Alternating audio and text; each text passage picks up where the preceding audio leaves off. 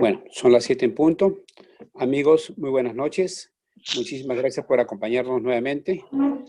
Esta oportunidad tenemos el webinar número 21. En algunos países, cuando uno cumple 21 años y es mayor de edad, nosotros consideramos que con este webinar, que es el número 21, pasamos a la mayoría de edad, porque es la semana número 21. Hemos visto en los últimos días y las últimas semanas los tremendos riesgos y vulnerabilidades que se han crecido en forma exponencial por lo que está pasando.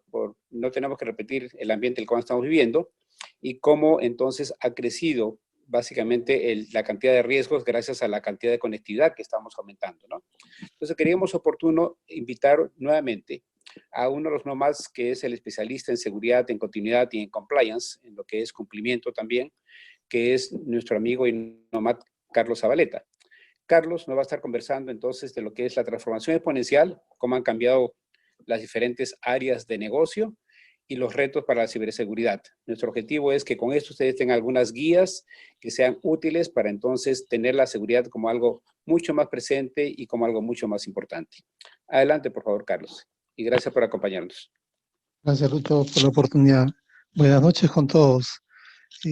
Complementando lo que acaba de comentar Lucho, la seguridad es un tema que hace unos años no se veía muy de cerca, no se percibía porque está enfocada directamente a los centros de datos, data centers, a un antivirus, una PC, algo muy discreto, llamémoslo así.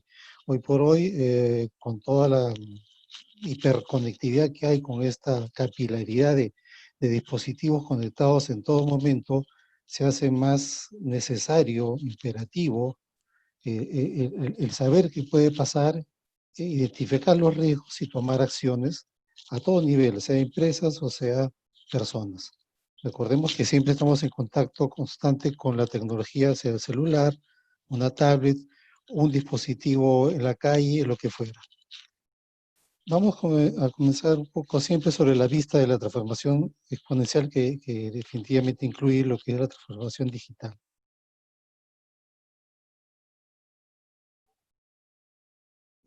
Bueno, quería comentar de la experiencia que tengo, que hace poco he terminado un diplomado en la Universidad de Lima, Transformación Digital, y eso me ha permitido ver un cambio de paradigmas que tienen que aplicarse en la visión de los negocios, como dijo Lucho, ¿no? Ya no es solamente proteger una infraestructura, es proteger servicios, proteger información sobre todo, y de alguna manera proteger también la vida de las personas mediante la información, privacidad, reserva, para que no se vean complicados. Mejorar obviamente la calidad de vida de las personas. Vamos para esta explicación, usar el método, la forma del círculo de oro de Simon Sinek. Vamos a identificar primero el por qué es necesario, por qué es que debemos tomar conciencia de esto. Luego vamos a explicar qué es lo que, o cómo lo tenemos que manejar y finalmente dar pautas sobre qué podemos hacer, entre muchas otras cosas que vamos a ver. Una primera pregunta o reflexión que tenemos que hacernos es ¿hasta dónde estamos dispuestos a asumir un riesgo? O sea, comentábamos hace un minuto el tema de riesgos. Siempre va a haber, va a existir, existe en la vida diaria, en los negocios, en las relaciones personales, en el trabajo, en todo tipo de actividad que tenga el ser humano. Y esta situación, lo que estamos pasando, ha provocado que se haga un uso exponencial del trabajo remoto, el home office o como quiera llamarlo, y no solamente hablamos de una PC, sino también hablamos de celulares, hablamos de portátiles, hablamos de PCs y hasta de televisores mismos, porque hoy en día se están usando mucho los dispositivos de multimedia. Unas situaciones reales, concretas, cercanas, locales acá en nuestro país. Hace unos días salió la presencia nuevamente de nuestros amigos de Anonymous. Se han también reportado casos y se han comprobado que ha sido un fraude hasta por 1 millón de soles. Han vulnerado las cuentas de las personas que estaban recibiendo el bono social para manejar esta situación de la pandemia. El Congreso de la República, no se hubiera pensado hace unos meses atrás de que las sesiones que iban a manejar en general otras entidades oficiales como el Poder Judicial y la Corte Suprema, manejar sesiones oficiales mediante unas teleconferencias. Y también tenemos las sesiones, ya sean de directorios o reuniones de cualquier equipo de trabajo, que pasan también por una situación, digamos, riesgosa, porque en esas reuniones se muestran planes de negocio, hay información sensible, hay conexiones de personas que tienen mucha información muy sensible, ¿no? Por el otro lado, también tenemos la plataforma o la oferta de aplicaciones, sobre todo en la parte de manejo de dinero en el sector banca. Ya es conocido Yape. Esta aplicación hace unos años era muy discreta, hoy por hoy tiene 2.6 millones de clientes, y la novedad es que hace poco los que manejan esta aplicación, que es el Banco Crédito, ha lanzado la posibilidad de que se hagan transferencias electrónicas de pago sin necesidad de tener tarjetas de débito o crédito. ¿Okay? Entonces, con eso se va a diversificar, masificar más el uso de esta aplicación, que por hoy está apuntada al público bastante joven. Y le salió una competencia de Plin, que es otra serie de bancos que tienen la misma dinámica, pero que va a crecer también. Y otro componente, otro jugador en el escenario es esta marca nueva Newbiz, que integra las marcas de la tarjeta de crédito. Antes era VisaNet, que manejaba la tarjeta de crédito Visa, y ahora es Newbiz, pero que tiene Visa, American Express, Mastercard y algunas otras, ¿no? Entonces, con esto se está reforzando, hay una corriente para incrementar el comercio electrónico en general. También por el lado de infraestructura se está creciendo. La proyección de Gartner es que en este año hayan 25.000 millones de dispositivos a nivel global. ¿Okay? Y eso es algo natural que va a seguir pasando, va a seguir creciendo y lo estamos viviendo. También el trabajo desde casa está creciendo, las exigencias, los retos, las conductas van a ir modificándose, adecuándose, pero también los hackers, la gente que se dedica a esto, va a encontrar las formas, tiene más, digamos, dónde pescar, dónde ver vulnerabilidades para atacarle, ¿no? Y hablemos de ataques, expliquemos, aquí nos vamos a dar un poquito de detalle para ver los tipos de ataques más comunes. No son todos, pero son los más comunes. A nivel de una computadora personal, aquí aparece el dibujo de una PC, pero hablamos de un celular, hablamos de una tablet, y hoy en día hasta de los televisores también. ¿Okay? Hay un software malicioso, ejemplo, el ransomware, que hace unos meses, pero hace ya un tiempo se viene manejando o evolucionando, prácticamente nos extorsionan para que nos devuelvan información. Y la nueva modalidad es que ahora, además de eso, nos deschantajean para que esa información no se divulgue, no aparezca en las redes, no aparezca en los medios de comunicación. La otra modalidad muy conocida, muy usada por los hackers, es el phishing, que es prácticamente suplantar la identidad, capturando de diversas formas los datos de las personas y de las cuentas y hasta las claves de usuarios para suplantar justamente la identidad y hacer las operaciones que ya sabemos que son de fraude. Otro tipo de ataques es aquellos que van sobre la conectividad, sobre los enlaces, sobre las comunicaciones, sobre la información que va viajando entre cada uno de los dispositivos. Otro tipo de ataque es la denegación de servicio, DDoS, que es prácticamente generado hacia las plataformas, saturando los enlaces, las transacciones, de tal manera que provoquen la caída de los componentes, los servidores en los enlaces, ¿no? Otro tipo bastante común es ya más técnico, pero orientado a otro tipo de situaciones, es saturar o meter códigos a las páginas web de tal manera que el usuario entra a una página, digamos, común, conocida, confiable, pero en la página web hay un código que permite o que captura los datos, algo así como el phishing, pero desde un servidor. Y el último es el más técnico tal vez, que es introducir un código de SQL, es un manejo de las bases de datos, que pueden o corromper los datos, o pueden alterarlos, o pueden extraer la información. Si yo tengo esa habilidad, puedo hasta cambiar mi saldo en la cuenta corriente y no tener deudas, o sacarme, por ejemplo, toda la información de los clientes y empezar a hacer cualquier eh, manejo indebido, ¿no? ¿Cómo estamos acá en el Perú? Hemos sacado eh, del diario Gestión, una revista bastante reputada, dos indicadores bastante claros, importantes y representativos de cómo estamos a nivel de la región en el Perú. En el primer cuadro a la izquierda, si bien es cierto, estamos con un 59% de respaldo de backup, no lo es comparado con el resto de países, y lo mismo para el antivirus. Tenemos un 84%, lo ideal sería 100% que lo tiene Panamá.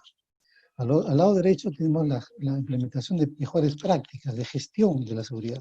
Ya no hablamos de una herramienta, de una parte técnica como es el antivirus o el backup, sino hablemos de políticas, de cómo clasificar la información, si tenemos o no tenemos plan de continuidad de negocio. Por ejemplo, en el Perú, solamente el 17% de empresas tienen un plan de continuidad de negocio. Y el 8% clasifica la información. Si no sabemos qué información es la reservada, la confidencial o la que podemos hacer pública, menos vamos a poder protegerla. Para esto, el gobierno ya hace un tiempo viene trabajando una serie de iniciativas. Una de estas tiene que ver concretamente con establecer un marco de confianza digital a través del decreto de urgencia 007 que ha sido lanzado hace unos meses, en este año, que básicamente se enfoca en manejar o crear un marco para que incluya los principios, modelos, políticas, personas, empresas, entidades públicas, definir estándares y tecnologías que permitan asegurar y lograr la confianza que deben tener los ciudadanos en los servicios que brinda el Estado, ¿no? Y obviamente también las empresas en general. Y tiene tres ámbitos bastante definidos y muy importantes, que es la protección de datos personales y la transparencia que debe haber, la protección del consumidor, habida cuenta que debe recibir servicios con garantía, con seguridad que le aporten valor y sobre todo confianza.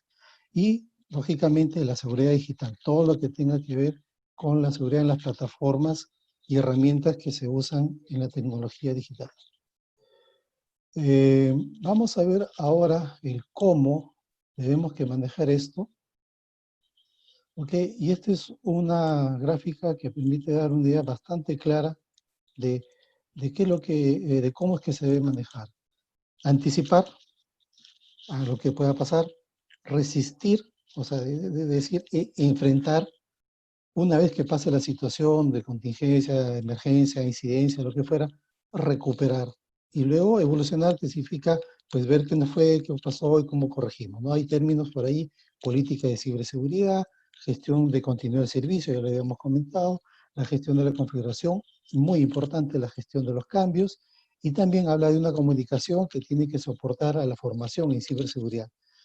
Si no hay conciencia de las personas, por mejores tecnologías o plataformas que tengamos y mejores procedimientos estándares que tengamos, si las personas no están motivadas o concienciadas a hacerlo, no lo van a cumplir.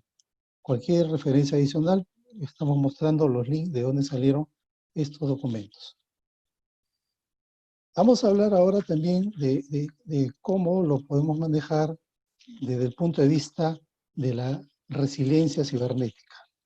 Aquí estamos tomando como base lo que menciona Axelos en su guía práctica de resiliencia. A nivel común de las personas, la resiliencia es la capacidad que tenemos nosotros de recuperarnos ante una situación traumática, ¿no? Y hemos habilitado ese término hacia la tecnología de la información como una habilidad de un sistema para resistir y recuperarse ante una falla que ocurra, ¿no? En este caso, una PC que tenemos ahí, como cualquier otra, la convertimos en un punto de convergencia de muchas tecnologías, pero que están preparadas para ser recuperadas inmediatamente.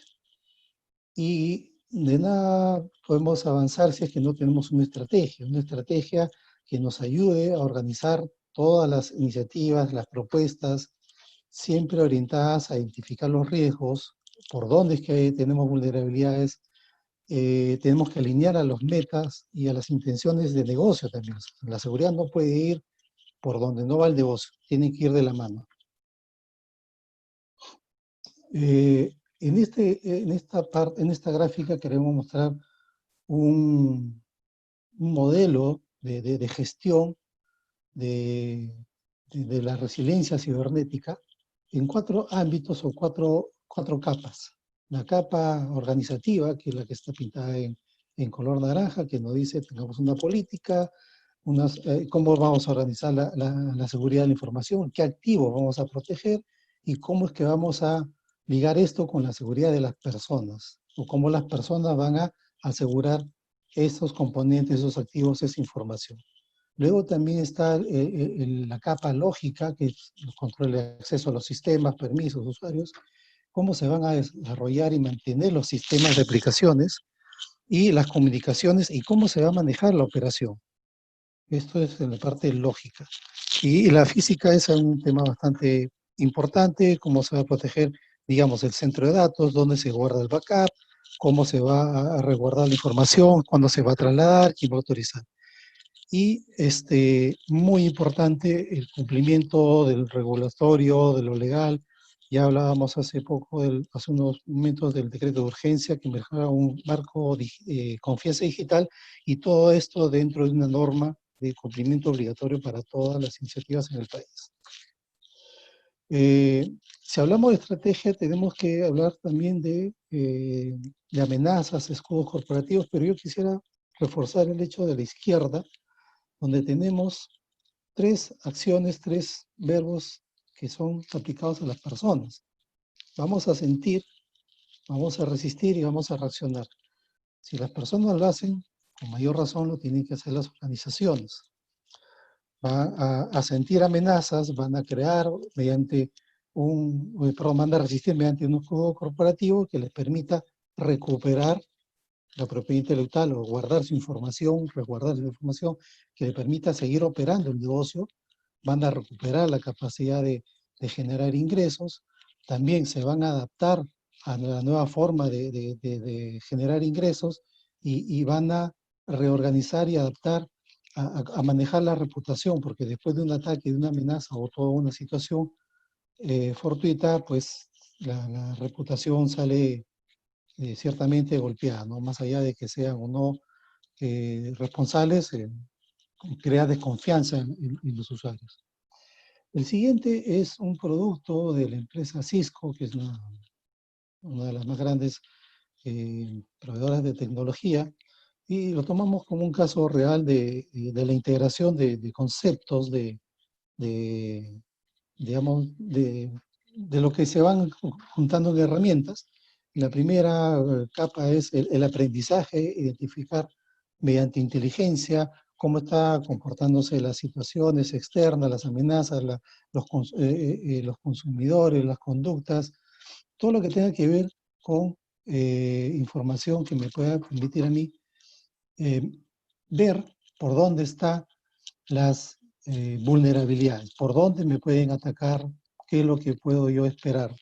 De tal manera que me prepare para bloquear esas amenazas y haga una contención de la mejor manera, porque obviamente el que está delante de nosotros, que es el hacker, siempre va a estar viendo por dónde nos puede atravesar o vulnerar. Otro marco de referencia, perdón, vamos a comentar los marcos de referencia. Mencionamos acá el estándar ISO 27001, que es un marco de referencia bastante amplio, que tiene que ver con cómo se organiza, cómo se definen las políticas, qué se cubre, las personas que tienen que estar capacitadas. Hay una revisión muy exhaustiva de los componentes tecnológicos de la plataforma y todo bajo el concepto de la mejora continua, que es actuar, planificar, ejecutar y revisar, ¿no? El famoso PDCA. Otro marco de referencia muy vigente, muy importante, por lo que comentábamos de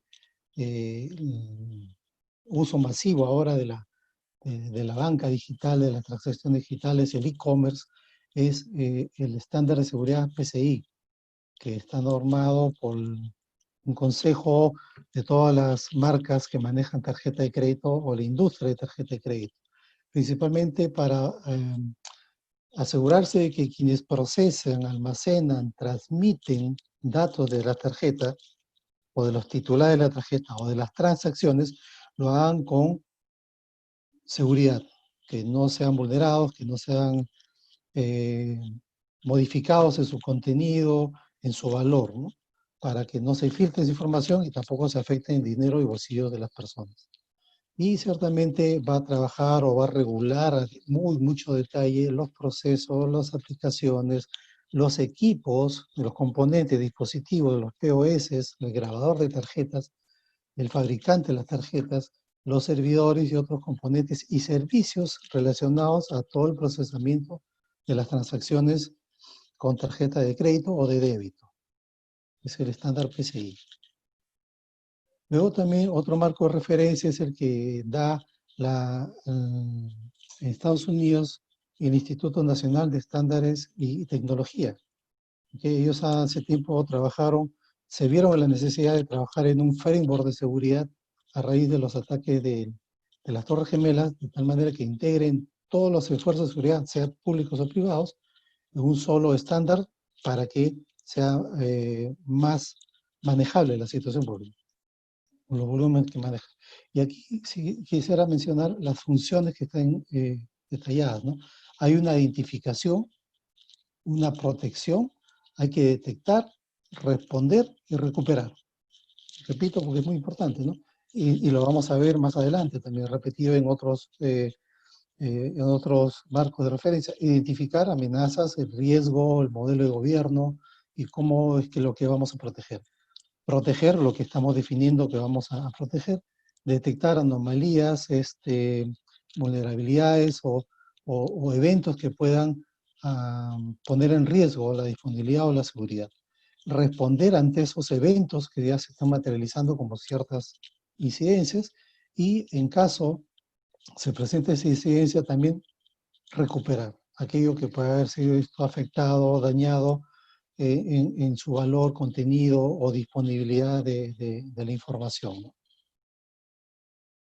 Luego también otro marco de referencia ya concretamente fuera del tema de tecnología, de comunicaciones, algo digital, está el estándar o la ley HIPAA. Es una reglamentación federal en Estados Unidos que regula, exige que todo el personal y empresas que tengan que ver o que están inmersos en un proceso de atención de salud, sea cual sea la naturaleza, si es que lo atiende en una consulta, si es que le hace una operación o toma una radiografía, perdón, tienen que ser capacitados y están certificados en guardar la reserva y manejar un tratamiento debido de esta información. Si no lo hacen, es un delito federal. Y sabemos que allá sí se toman en serio esto. Dicho lo anterior, vamos a mostrar o manejar algunas formas que tenemos para desarrollar lo que hemos comentado, el qué. Hay una reflexión muy importante, ¿no? Mientras tengamos en una empresa lo siguiente, personas, ¿vamos a estar inseguros? Sí. ¿Y esto por qué? No es porque las personas sean malas. Lo que pasa es que las personas en algún momento, por alguna situación emotiva, social, lo que fuera, tienen una motivación, alguien se aprovecha de esa motivación, de esa desmotivación y genera una amenaza que va a atacar o a enfrentar o aprovecharse de una vulnerabilidad. Las máquinas por sí solas no hackean. Los virus por sí solos no actúan. Tiene que haber una persona que los haga con cierta intención. Y para ello, ¿cómo vamos a trabajar? ¿Cómo vamos a manejar? Es muy importante que los controles de seguridad, siempre desde el punto de vista o de lo que se menciona como resiliencia cibernética, se implementen desde la transición, desde la implementación, desde el diseño de las soluciones o en general de todo, ¿no? De todo servicio que se vaya a brindar. No necesariamente hablamos de servicios de tecnología, sino en general de todo. Tiene que identificarse, lo habíamos mencionado ya, la información, los activos, las personas, los equipos, se tiene que clasificar, identificar cómo se van a transmitir, tiene que implementarse una gestión de cambios muy robusta, muy fuerte, de tal manera que permita asegurar que esos cambios que siempre se van a dar no afecten, tiene que haber pruebas también para que todo salga como que se espera, y otro componente principal tiene que haber un entrenamiento, una capacitación que permita lograr una concienciación de las personas, que tomen conciencia de que la seguridad les involucra a ellos, los protege a ellos también, porque si la empresa se ve afectada, ellos se quedan sin trabajo, así de simple. Y también se tiene que manejar o definir, establecer qué se va a hacer con la información, cómo se va a retener y cómo se va a eliminar para que no quede residuos. Luego también están los controles desde el punto de vista de la resiliencia cibernética que se tienen que habilitar en la operación. Lógicamente tiene que haber como primero un control de accesos, sean lógicos, físicos, a la información, la seguridad muy importante de las redes, de comunicaciones a todo nivel, la seguridad física a los centros de datos, a donde se archivan los documentos, donde trabajan las personas, donde están los equipos, donde están digamos, las centrales o de comunicaciones, lo que fuera. La seguridad de la operación tiene que ver con que las personas que van a operar conozcan, sepan cuáles son las medidas de protección que deben tomar, no solamente en operar, sino también qué hacer cuando se enfrenten a un incidente y se active precisamente la gestión de incidentes de seguridad. También, desde el punto de vista de la resiliencia cibernética, se establecen controles para la mejora continua. Los típicos, ¿no? La auditoría, la revisión, la evaluación, los KPIs, la mejora continua del negocio, la mejora del proceso, la planificación de mejoras y reparaciones. Pero yo quiero resaltar acá que además de los KPIs, hay que definir KRIs, que son indicadores de gestión de los riesgos, de cómo estamos manejando esos riesgos, si lo estamos detectando a tiempo, si están resultando las acciones que habíamos implementado, si se están presentando nuevos riesgos y cómo se van interrelacionando. Eso es lo que nos permite mirar los KRIs. También tenemos que considerar el mundo ágil, todo esto que ya no es tendencia, es una realidad hoy en día, pero que tiene que considerar, incluir necesariamente la seguridad. La herramienta o el método DevOps hace un tiempo vio la necesidad de incluir la capa de seguridad y ahora se llama DevSecOps. En el gráfico a la izquierda vemos que al incorporar el tema de seguridad, la intersección se vuelve más rigurosa, más integrado, más robusto, hace todo lo demás, que es el desarrollo, la operación y la entrega de las aplicaciones. Y a la derecha están acciones que se montan sobre ese proceso de desarrollo, como por ejemplo al lado derecho podemos ver el manejar inteligencia para las amenazas, cómo se van a identificar, monitorear, detectar, responder, recuperar. Son términos que habíamos visto hace unas láminas atrás, concretamente con el framework de NIST.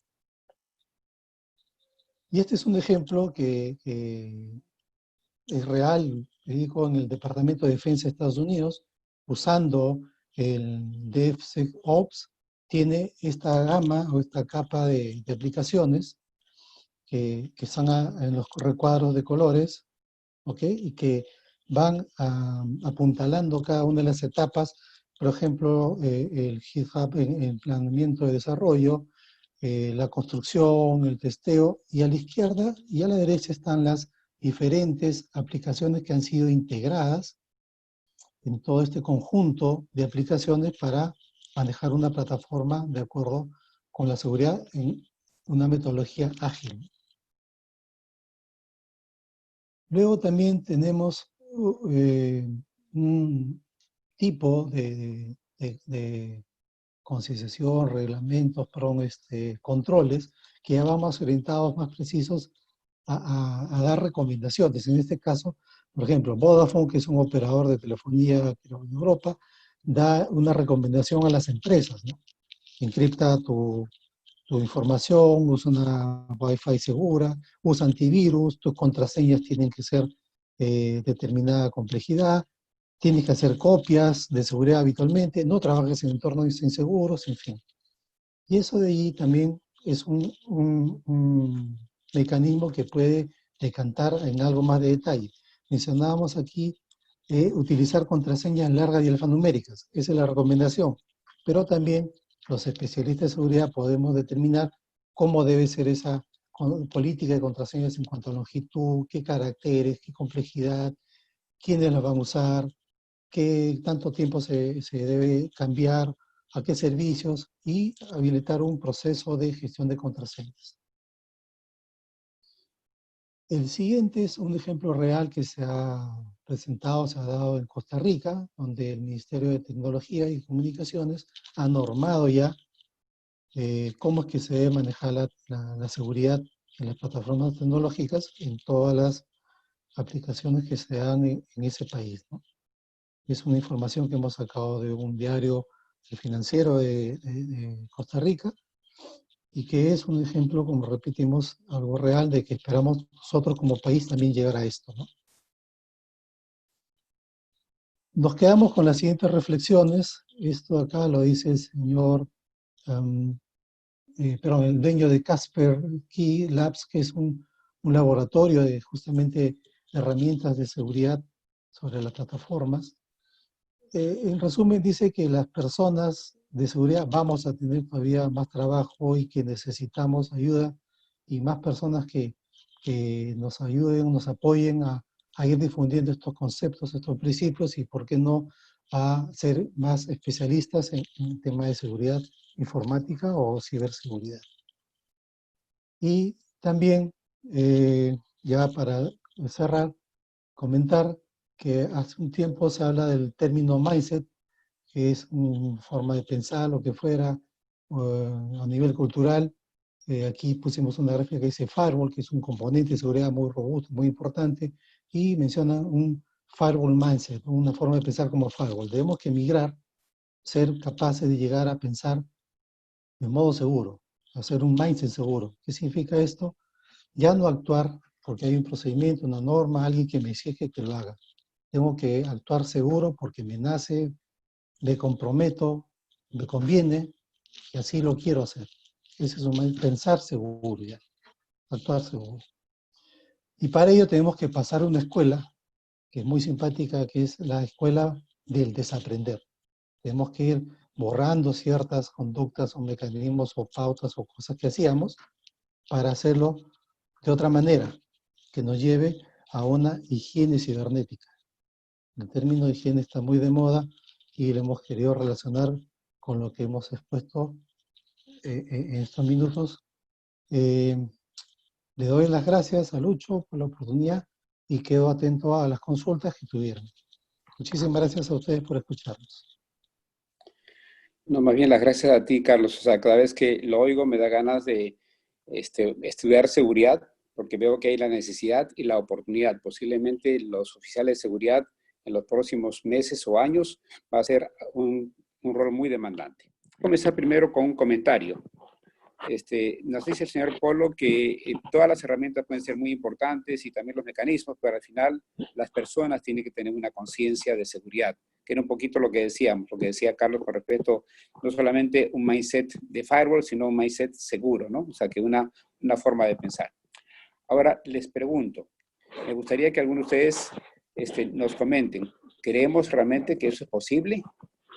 Antes de que ustedes me pregunten, estoy preguntando. ¿Creen que es posible llegar a una conciencia de las personas de forma tal de que realmente no pongan un papelito amarillo encima de la pantalla para recordar el password? Que nos olvidemos de esas malas prácticas y que desaprendamos esas malas prácticas. ¿Quién me quisiera responder al respecto, por favor?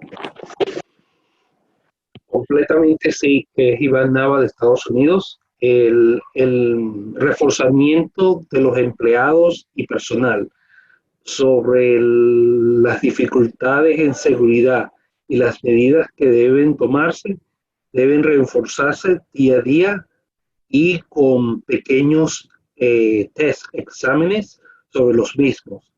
¿Cómo hacerlo? Mandar emails falsos, phishing, para mostrar que estén atentos a las circunstancias. Excelente, Iván, por tu participación. Carlos, ¿algún comentario, por favor?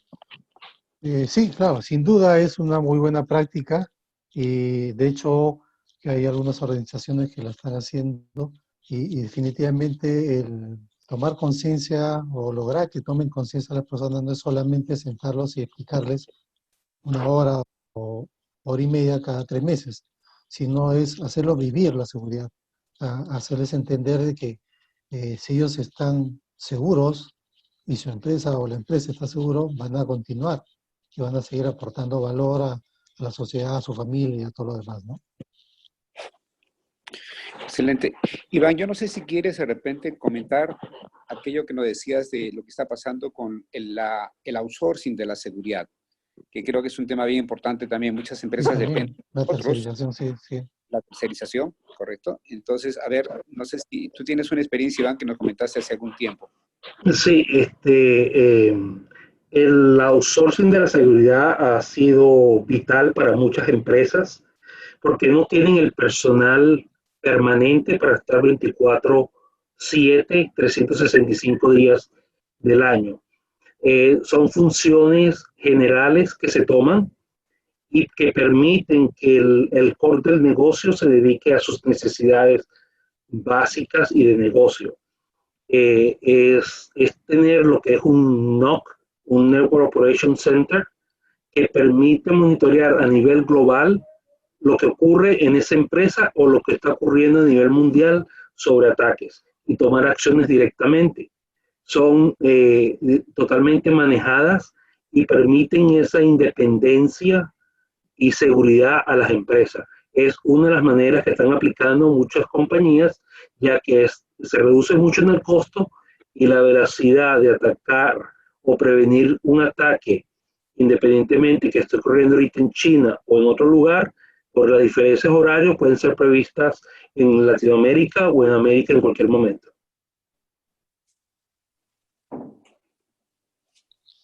Claro, y ahí permíteme mucho complementar lo que ha comentado Iván. Es bastante cierto, bastante válido. Se optimizan muchos recursos, sobre todo se dedica el negocio a lo suyo y también permite ya a los proveedores o personal del mundo de seguridad pues trabajar en forma integrada y también hacer sinergias, ¿no? Porque igual, un hacker va a atacar a una empresa A y a la empresa B y los dos deberían estar protegidos por algo común. Entonces sí es muy importante considerar la tercerización hasta cierto punto de la seguridad, porque siempre las personas del negocio tienen que definir qué es lo que van a proteger, cuáles van a ser sus políticas, cuáles son sus orientaciones y sobre todo tomar decisiones sobre los riesgos que se le van presentando, ¿no? Con la información que le da ese tercero en seguridad. Muy bien, tenemos algunos comentarios interesantes. Andrea Seguemelble, espero que así se pronuncie el apellido, nos dice, en tiempos de trabajos remotos, ¿qué considera que es el factor más importante para la ciberseguridad de las empresas? Carlos, por favor. Ok, gracias por la pregunta. El teletrabajo o home office o como queramos llamarlo no es nuevo. Esto se ha venido haciendo hace muchos años, hasta hace el año pasado ha sido bastante difundido, promovido, pero en esta situación ya no quedaba otra y las empresas han salido, disculpen la expresión, como locos a darle dispositivos o hasta de celulares a los empleados. Han asumido un riesgo, han aceptado que un celular pueda contener un PowerPoint con información de un plan de negocios, un plan de marketing, un presupuesto. Entonces, ahí se tienen que apalancar mucho en las personas, confiar en las personas, en decirles, oye, tu celular, cuídalo. La información que tú estás trabajando, cuídala. Por ahí que pueda salir un joven, un niño, un hijo, una criatura que no tiene mayor idea y lanza el PowerPoint a otro lado, ¿no? Ahora, eso con respecto a las conductas, a las formas de actuar de las personas. Con respecto a las empresas, también tienen que trabajar en una evaluación de riesgos, en un framework, en un marco de referencia que les permita pues identificar primero qué cosa es lo que tienen que proteger, cuánto están dispuestos ellos a asumir como riesgo y poco a poco ir implementando desde una política de seguridad hasta un control en un firewall propio o tercerizado, como comentaba Iván, o también a exigir que el personal tenga una portátil con antivirus o, por último, que no lo dejen conectarse a la red de la empresa si que no tiene el antivirus actualizado. Son mecanismos en diversos ámbitos. No sé si con esto logré satisfacer tu consulta. Por cierto, Andrea me está aclarando que realmente es Martina Maranguniz, quien tuvimos el placer de tenerla hace unas 3 semanas, hablando también de la importancia del diseño en la parte de ciberseguridad y cómo se maneja todo esto a nivel de gobierno. Entonces, si quieres intervenir, el micrófono es todo tuyo, Martina.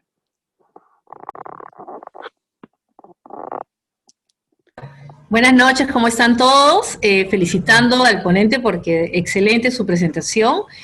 Y bueno, sí, justamente uno de los problemas que se está viendo hoy en día, hay muchas normas que tienen que ver con el trabajo remoto, pero dentro de lo que he podido observar, el tema de la seguridad es la parte más débil para las normas que están saliendo, ¿no? Y sí es necesario, pues, formar a la gente en el tema de seguridad digital, que viene a ser la ciberseguridad, ¿no? Siento que, bueno, como gobierno le pusieron el concepto de seguridad digital, ¿no? Y que hay que hacer más hincapié en ello, ¿no? Porque quizás cuando ya se tome con mayor seriedad este tema de la ciberseguridad, que lo está mirando el sector privado, pero en el sector público tenemos muchos flancos que mirar, ¿no? Por ejemplo, tenemos un expediente judicial que ya es digital, tenemos ventanillas virtuales de casi todas las instituciones, Indecop, Infocor, SUNAT. Entonces, ¿cómo se están llevando las seguridades, ¿no? ¿Y quién está auditando esto? Sí, a mí que estoy en el ámbito de la ciberseguridad, es un tema que me preocupa muchísimo, que como gobierno todavía no estén poniendo el ojo y la mirada a manejar este tema de la protección adecuadamente, ¿no? Y todo lo que hemos escuchado dentro de la exposición es justamente lo que se necesita, lo que se requiere, este diseño. Por temas de coincidencias, mi exposición hablaba del diseño, la ciberseguridad y la confianza, ¿no? Y prácticamente lo que has enfocado es la parte operativa de cómo se estaría llevando este diseño para desarrollar cualquier proyecto de digamos, oficinas virtuales, que hoy día ya es lo que tendría que ser la tendencia, ¿no? Bueno, eso era lo que yo quería comentarles un poquito, ¿no? Después de ver esta exposición, yo me quedo más contenta de ver que hay gente que sí tiene los conceptos sumamente claros y saber qué es lo que se necesita hacer, ¿no? Gracias, Luis, Gracias a ti, por la Martina. participación. Creo que les Gracias, sale Martina. Costa Rica y de seguir el ejemplo de lo que están haciendo por allá, ¿no? Claro. Muy bien. Tenemos también a Marco Barragán, que nos está pidiendo intervenir. Por favor, Marco, adelante. ¿Qué tal? Buenas noches. Primero, felicitar a Carlos por su exposición. Yo quería comentar sobre el tema del firewall de Mindset, que me pareció muy interesante. Y mi comentario un poco iba en el sentido en que yo sí creo que es posible, y yo creo que las personas tienen dos formas de aprender, aprenden positivamente o negativamente, ¿no? La forma positiva sería capacitándolos y explicándoles de qué va la seguridad, y la forma negativa es que justamente cuando te ocurre, de seguro que nunca más pones un post-it con tu clave en la pantalla. En ese sentido, yo he ido escuchando algunas tendencias en seguridad que le llaman seguridad ofensiva, que la idea o el concepto es comenzar a formar a los especialistas de seguridad informática y de seguridad de la información con las mismas herramientas que tienen los hackers a disposición, para que estén a la vanguardia, porque justamente el crecimiento exponencial difumina los límites de la empresa y gestionar la seguridad. Si bien antes era fácil porque tú tenías un data center, ponías tu firewall y se acabó el problema, ahora es complicado porque los límites de PUTEI no son tan claros necesariamente. Entonces, todas estas tendencias empiezan a tomar mucha forma y mucha relevancia, sobre todo ahora en tiempos de coronavirus, que pues mucho se está digitalizando el mundo a la fuerza, ¿no? Muchas gracias, Marco. Gracias, Carlos. Marco, por el comentario. Y sí, ciertamente hay varios aspectos que manejar allí. Uno es a nivel de plataformas, servicios, tecnología, que es un mundo bastante amplio. Y sí, hay que usar las mismas herramientas para saber cómo es que nos pueden atacar. Y también hay que reforzarlo con los sistemas de gestión, con los marcos de referencia, porque estos elementos, llamémoslos así, o herramientas o marcos de referencia, como sigo, han subsistido en el tiempo y permiten manejar las cosas no solamente actual y sino en adelante, sino dan las pautas, dan ciertos mecanismos y conductas que se tienen que ver. Obviamente es tan rápido que hoy día tú pones una versión A y mañana está saliendo la versión A1 y eso no acaba, ¿no? Entonces, sí es muy importante que los especialistas de seguridad se capaciten, sean cada vez más, se puedan anticipar a lo que puede venir, y para eso tiene que haber una base bastante sólida de los conceptos de seguridad, que a veces uno no le da por justamente pretendemos que sean como técnicos, ¿no? Pero sí es muy importante lo que has comentado, ¿no? Y con respecto al mindset, sí, efectivamente es algo que tratamos de ir evangelizando, ¿no? Para que sea una forma de pensar ya, no solamente en las personas, sino en las organizaciones. Gracias, Carlos. Hablando de mindset, Mari Guanica desde Venezuela nos dice que sí es posible cambiarlo. Hay que crear una cultura y eso implica un plan de comunicaciones y capacitación. Mari, me encantaría que tomes el micrófono y nos hables un poquito más de esto porque sabemos que eres una especialista en lo que es cambio cultural. Adelante, por favor. Buenas noches a todos, mucho gusto. Gracias, Luis. Pues sí, o sea, todas las iniciativas, por más complejas que sean o las más sencillas, comunicar significa desde un documento formal hasta lo que decían, ponerlo, colocar mensajes como fondos de pantalla, alinear el vocabulario de la gente en una sola dirección, hasta acciones de capacitación, o sea, capacitar a la gente, decirles cuáles son las fortalezas y las debilidades de hacer o no hacer, ¿sí? Dependiendo de la complejidad de lo que tengamos adelante, ese plan es más estructurado o más simple. Yo creo que en este caso, con comunicación y capacitación sencilla, como lo decía alguien del grupo, haciendo un checklist del deber ser y después validar que el aprendizaje se ha dado, siendo consistente con esa práctica, tú puedes lograr un cambio de conducta sin problema. Muchas gracias, Mari. También a Samir Daktuk, que está en Vancouver, en Canadá, que nos dice que hay muchas empresas que tienen la estrategia de Cloud Migration y Cloud Security, y que es un tema que ayuda a las empresas a protegerse de factores imprevistos y asegurarse de que sus sistemas estén siempre disponibles y operativos. Samir, me encantaría que nos profundices un poquito más y no sé si tienes algunos ejemplos, por favor.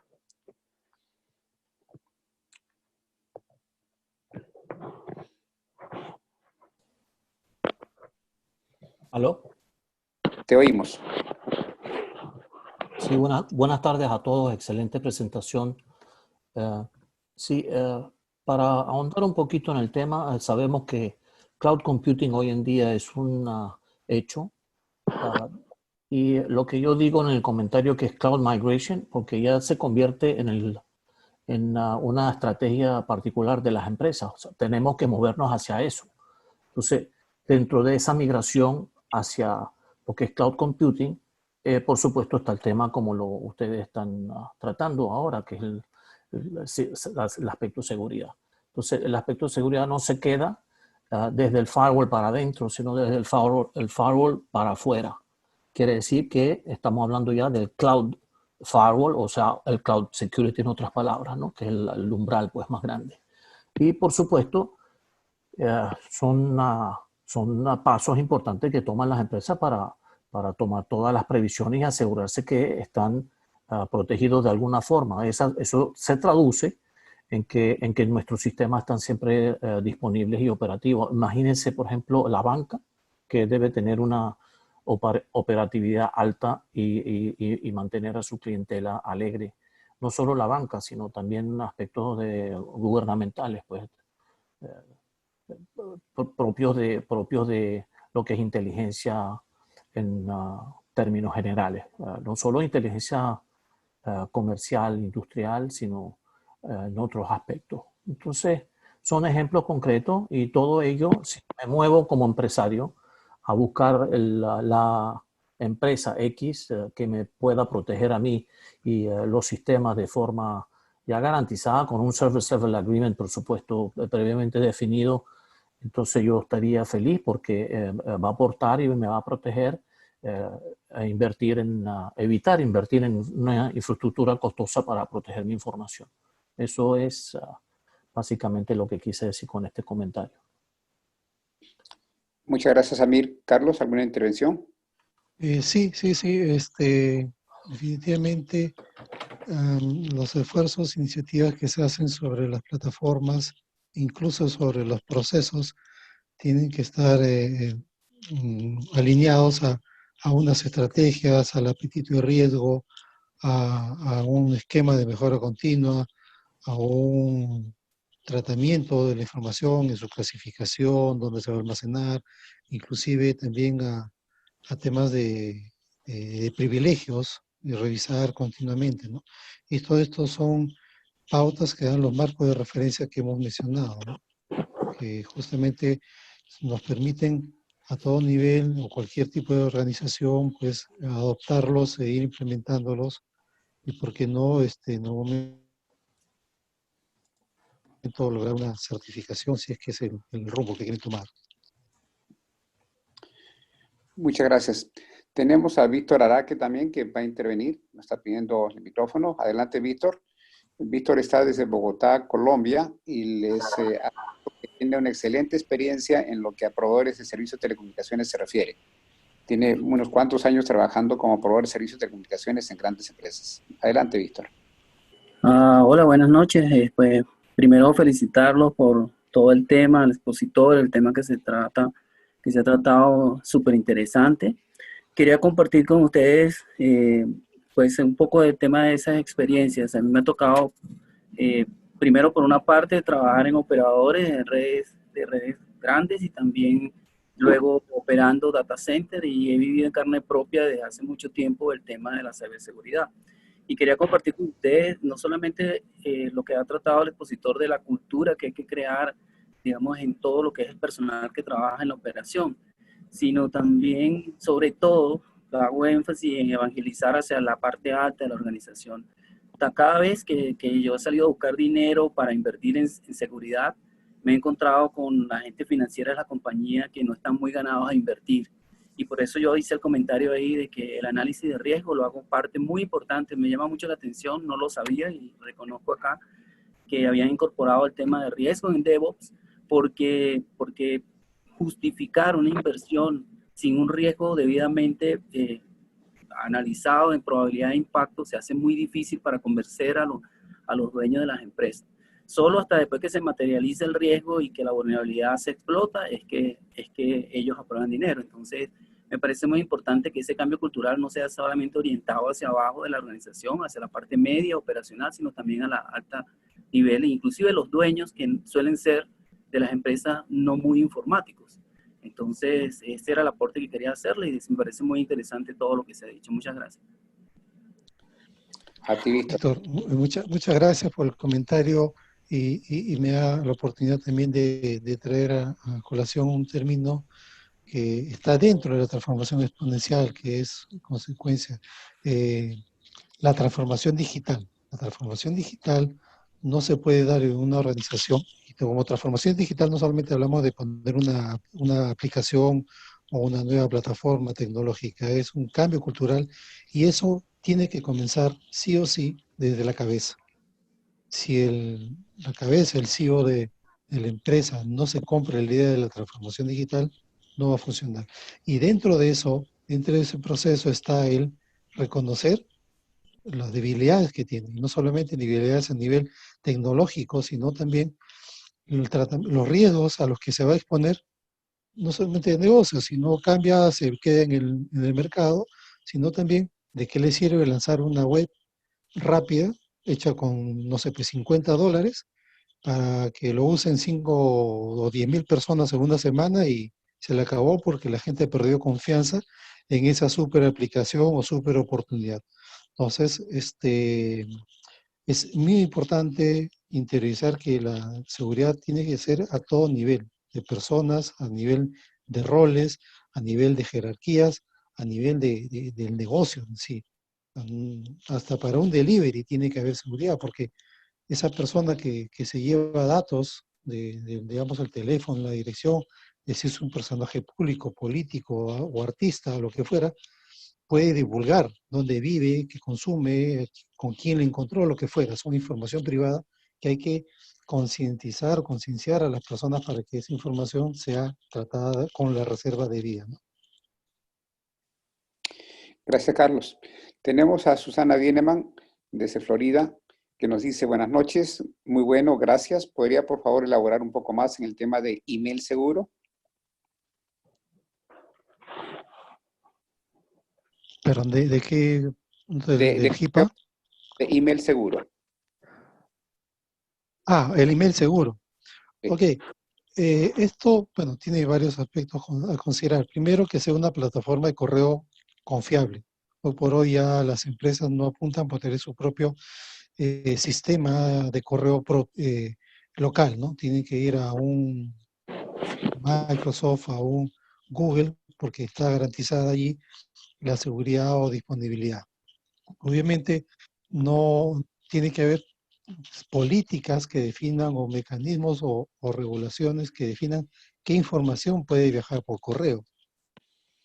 Por más que yo esté usando una plataforma de correo muy sólida en seguridad propia o de tercera, no puedo enviar un plan de negocio de marketing con costos o lo que fuera y arriesgarme que lo tenga una competencia, ¿no? Y el otro aspecto también es que si no tengo una plataforma de correo, por allí generalmente, bueno, viene la mayor cantidad de ataques, que es el famoso phishing, porque un usuario recibe un mensaje, sea un correo de email o un SMS celular, con un enlace a una página o un sitio o una ubicación que va a levantar un malware o un virus o cualquier otra cosa, ¿no? El ransomware, por ejemplo, trabaja así. Entonces, el email seguro es un concepto que se tiene que ver en diferentes ámbitos o capas, ¿no? La capa tecnológica, la capa de políticas o de tratamiento de la información dentro de la organización y también a nivel de cultura, ¿no? Concienciar a las personas que no abran correos de personas desconocidas o de remitentes desconocidos, ¿no? No sé si con eso he resuelto tu consulta, Susana. Sí, gracias. Eso da un contexto, gracias. Hay temas también de todos los servicios de seguridad, porque seguridad se vuelve también un tema en general en todo lo que es seguridad personal y servicios de seguridad, y a veces reportar un incidente se ha vuelto algo difícil también. Encontrar la forma de reportar un incidente de seguridad incluso en servicios como 911 o servicios mayores, a veces a la hora que uno escribe algo y ya le vas a dar enter, te dice, este email no es seguro. Entonces dice, bueno, sí. Lo mando o no. Pero sí, hay todo un tema ahí que no está muy trabajado todavía, me parece, porque hay empresas que, por ejemplo, los payrolls y ciertas comunicaciones, como dice usted, que son muy privadas, las mandan con un email seguro, pero a la hora de la verdad la persona abre ese email y tal vez termina enviándolo de una forma que no es seguro. Exacto. Así es. Entonces, no está muy claro para mí todo ese tema. O sea, me interesaría estudiar un poquito más cómo evolucionaría tendencias o Sí, sí, sí. soluciones. Ajá. Sí, te puedo Pero adelantar algo muy gracias. rapidito. En 15 segundos hay una plataforma de correos que la persona que va a recibir el correo tiene que estar registrada en esa plataforma, le asignan un usuario y una clave. Y cada correo que recibe tiene que usar esa cuenta y ese correo, esa clave. Pero aún así, si la persona que recibe ese correo, esa información, como tú dices, no tiene el cuidado necesario, no le da la importancia o relevancia de esa información al contenido, pues de nada sirvió mucho el correo seguro, ¿no? Gracias, Exacto. Carlos. Gracias. Nada. Gracias a usted también. Tenemos a Rafael Espinosa, que está en la otra lado de la costa de Florida, cerca de Naples, que nos pregunta, ¿qué tan efectivo es el VPN para seguridad cibernética empresarial? ¿Cómo se compara con el firewall y el antivirus? Adelante, Carlos. Ok, son herramientas tradicionales de seguridad y van a seguir teniendo vigencia como tal. Lo que va a cambiar son, no sé, pues, funcionalidades o si ya la inteligencia de ciberseguridad detecta que hay una nueva conducta o herramienta, como comentaba hace unos minutos Marco Barragán, una nueva herramienta que usan los hackers, pues ellos la incorporan, ¿no? Como experiencia, VPN resulta más seguro, se puede decir, que un firewall, pero se tienen que complementar, ¿no? Porque si bien es cierto, le pongo una red VPN con una seguridad, con token, con doble o triple factor de autenticación, y me aseguro que sea esa persona, pero si ingresa a un ambiente, una plataforma que no está protegida con un firewall, ya sea perimetral, local, incluso en la misma PC, de nada sirvió. Entonces, a lo que queremos llegar es que todos esos elementos de seguridad tienen que combinar y ser integrados. Se puede implementar la tecnología, pero también hay procesos. Si hay procesos, hay personas. Si hay personas, hay niveles de cumplimiento, hay que hacer revisiones, hay que identificar mejoras, hay que identificar los riesgos, porque los riesgos no se presentan porque el firewall es más grande o pequeño o lo que fuera, ¿no? O algo de ellos. Los riesgos se presentan porque las personas pueden atacar las vulnerabilidades, aprovecharse de las vulnerabilidades de los componentes, del firewall, del servidor de VPN, del token o lo que fuera como elemento de seguridad, ¿no? Rafael, no sé si quieres profundizar algo más en tu pregunta, algún comentario. No, realmente era más a nivel personal, ¿no? Las empresas para las que he trabajado o que he consultado tenían, la última empresa tenía el VPN y solamente te dejaban utilizar las laptops que ellos te daban. Entonces, cuando tú te metías al sistema, inmediatamente te ponían en el VPN de ellos y te tenían la autenticación con token, ¿no? Así que prácticamente ellos controlaban el ambiente desde el momento que prendías el computador hasta que te desconectabas del computador, ¿no?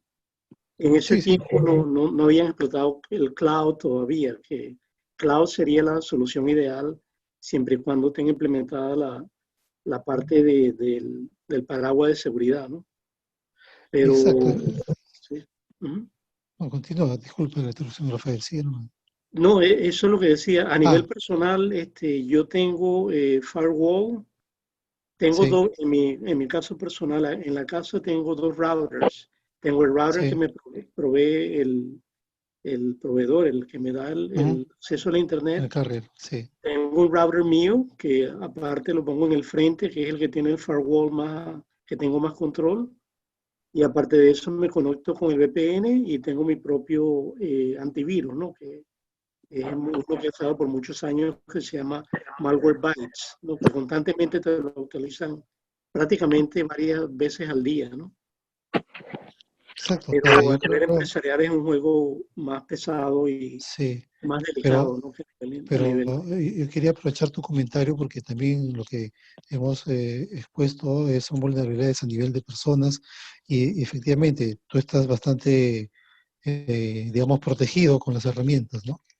Y bueno, lo único que queda es que no es tu caso, por decirlo, pero alguna otra persona que pudiera tener eso o menos, si tiene alguna motivación, puede, no sé, pues, entrar a tu celular o a tu dispositivo y sacar información, ¿no? Entonces, importante es tener conciencia de que podemos ser atacados, hay que tener bastante cuidado, sobre todo con información que nosotros mismos definimos que es privada, que es sensible y que no queremos que se sepa, ¿no? Idealmente, lástima que no existe un servicio, digo yo, no sé si conoces, si tienes alguna recomendación o un servicio que te dé el acceso a un token que lo puedes exportar a diferentes plataformas, ¿no?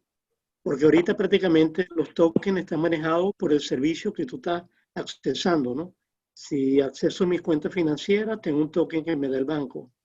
Si acceso a mis cuentas de banco a nivel comercial, ellos me dan un token. Ahí te Entonces, llena de token. prácticamente es el token que te dan, pero sería ideal que yo tuviera un token universal que me siga a mí y que yo lo pueda, tú sabes, manejar. ¿Existe algo así? No tengo a la mano la información, la podemos conseguir, pero posiblemente sea un poco complicado porque la ventaja de que tengas un sistema de autenticación propio te da cierta robustez, ¿no? Pero sí, efectivamente hay alguien que a lo mejor ha visto una oportunidad de negocio allí y lo comentábamos, ¿no? Tercerizar una solución de autenticación o identificación o de gestión de identidades que le llaman, ¿no? Hay esa solución, pero para empresas. Vamos a averiguar si hay para el mundo personal, ¿no? Claro. Creo Muchas que gracias, tenemos... Carlos, muy bueno. Gracias. Iván quiere participar. Iván tiene que ver de repente con lo que estamos comentando. Adelante, Iván. No, con permiso. Sí, a nivel de token único y global, hay empresas y servicios que permiten no tan solo eso a nivel de corporativo, sino que se extiende al nivel personal. El punto muy clave que daba el expositor es que no es nada más proteger tu computador, es cualquier device o elemento que se conecta a la red. Eso estamos hablando desde el iPad, el computador, el celular, el iWatch, todo elemento o cualquier IoT, Internet de las Cosas, el que controla tu aire acondicionado, el apagado y prendido de luces, todos son elementos de la red que se deben asegurar. Hay una empresa y un producto que se llama Zscaler que permite esa integración global hacia el cloud y los elementos que provee la banca, Amazon, Microsoft 365, Azure, que te da esa flexibilidad. Y por cada licencia te permite hasta 15 devices conectados a la vez y protegidos bajo un token. ¿Podrías Muchísimas gracias. escribirlo en el chat para tenerlo, por favor? Sí, como no, yo te lo pongo. Gracias, Iván. Gracias, Iván. Gracias, Iván. Tenemos un comentario de María Guanique que me gustaría leerlo porque complementa lo que estábamos conversando, creo. Denme un segundo.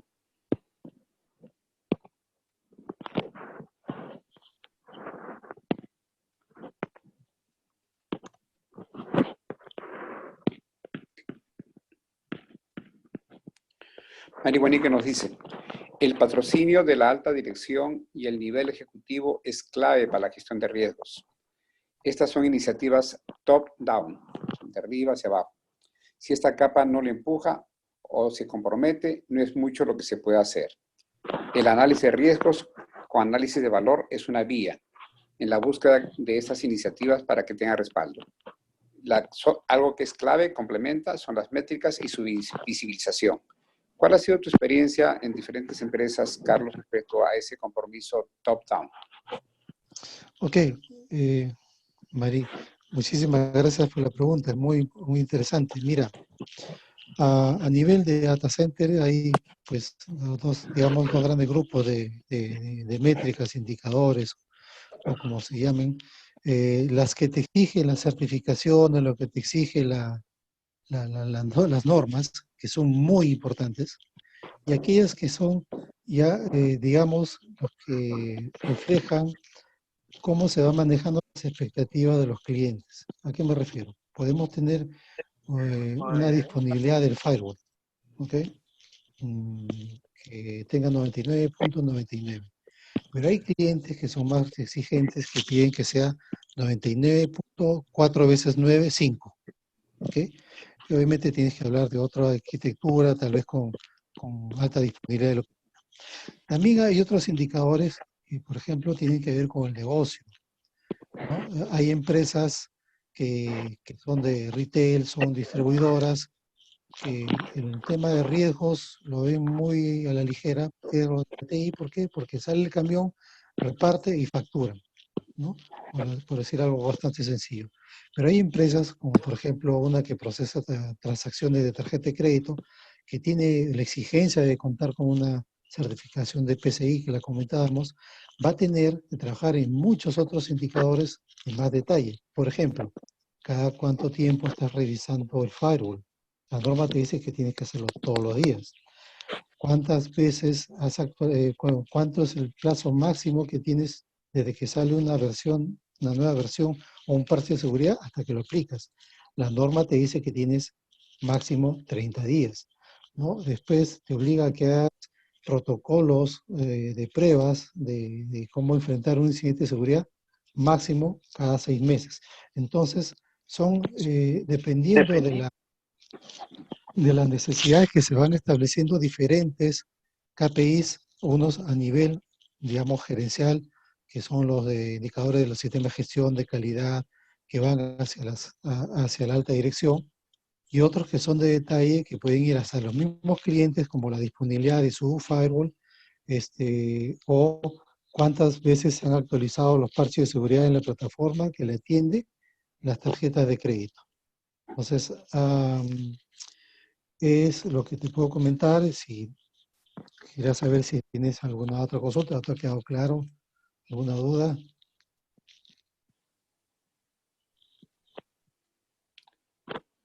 Si no hay más dudas, creo que tenemos que ir cerrando la sesión, pero antes me gustaría los últimos comentarios que hemos recibido por chat. Samir Dazuk nos dice, Gmail ahora ofrece protección avanzada, un conjunto de características que hace más difícil hackear la cuenta de Google.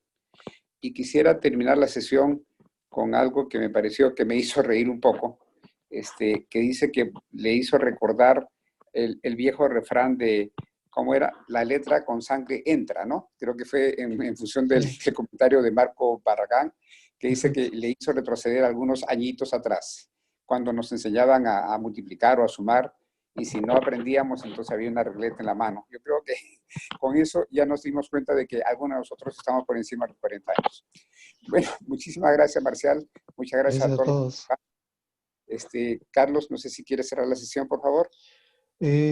Sí, bueno, primero que nada, Lucho, gracias por la oportunidad de compartir este conocimiento, darle los marcos de referencia que pueden tomar para sus empresas, inclusive también algunas pautas para la vida diaria, en casa o con la familia, y también reforzar el hecho de que la seguridad depende casi en su totalidad de las personas, ¿no? De las actitudes que tengamos las personas. Algo así como, si yo no,